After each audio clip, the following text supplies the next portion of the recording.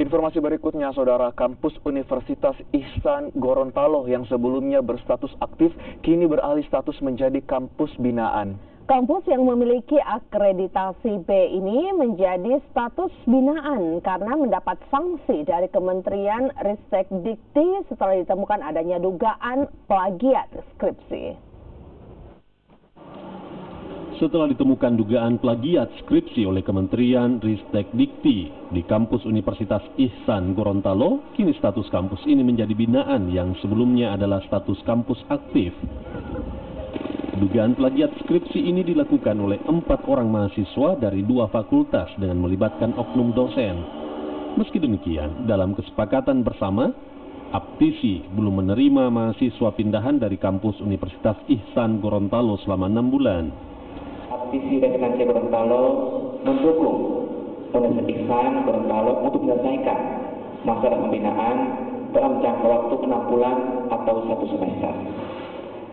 Yang ketiga, Aptisi Residensi Gorontalo bersama pimpinan perguruan tinggi swasta Universitas Gorontalo bersepakat untuk belum menerima mahasiswa pindahan dari Universitas Ihsan Gorontalo dalam jangka waktu 6 bulan masa pembinaan.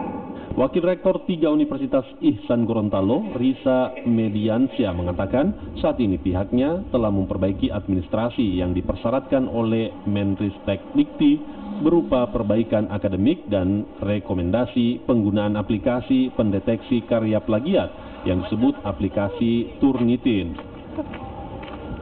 Perbaikan rekam akademik, kemudian